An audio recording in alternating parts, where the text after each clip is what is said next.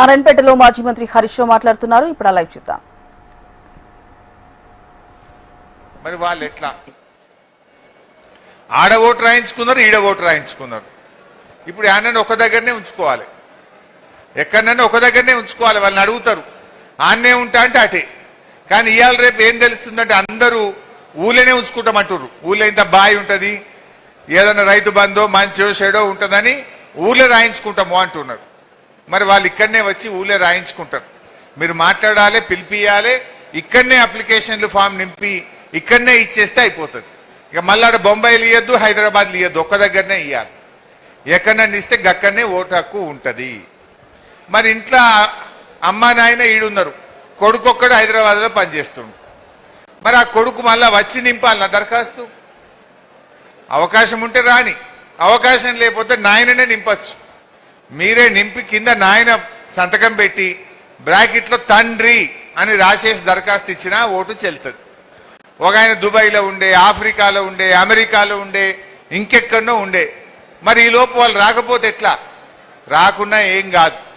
ఇంటి యజమాని తండ్రి కానీ, తల్లి కానీ, భర్త కానీ, భార్య కానీ మీరే నింపి ఈయన ఇట్లా లేడు అని చెప్పి సంతకం పెట్టిచ్చేస్తే ఆ ఓటు కూడా అప్లికేషన్ తీసుకుంటారు, ఆ ఓటు కూడా చెల్లుతుంది.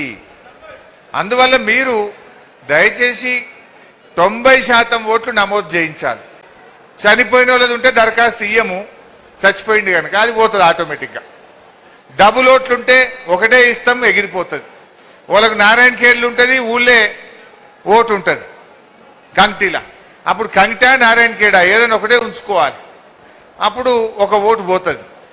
బిహెచ్ఎల్ ఉంటారనుకో, బిహెచ్ఎలనా లేకపోతే మనూర్లనా ఏదన్నా ఒకటే ఉంచుకోవాలి. మనూర్లు ఉంచుకుంటే బిహెచ్ఎల్లో పోతుంది. ఈ రకంగా ఏదన్నా ఒక ఓటు మాత్రమే ఉంటుంది, డబుల్ ఓట్లన్నీ తీసేయడం జరుగుతుంది. మరి ఇందులో మన కార్యకర్తలు, బీఆర్ఎస్ కుటుంబ సభ్యులు చాలా ముఖ్యమైన పాత్ర. మీరందరూ టీవీలో చూశారు, బెంగాల్లో 90 లక్షల ఓట్లు పోయినాయి, మమతా బెనర్జీ ఓడిపోయింది. అస్సాంలో ఓట్లు బాగా తీసేసిండ్రు, అక్కడ కాంగ్రెస్ పార్టీ ఓడిపోయింది. తమిళనాడులో ఓట్లు చాలా తీసేసిండ్రు, ఫలితాలు తారుమారైనాయి, స్టాలిన్ ఓడిపోయిండు. ఇవన్నీ మనం వింటున్నాం కదా. మరి మన దగ్గర అట్లాంటి తప్పు జరగాలనా?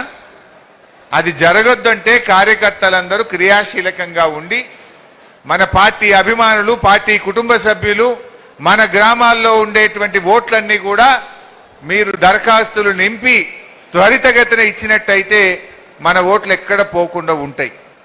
ఇంట్లో నువ్వు దరఖాస్తు ఇచ్చినాక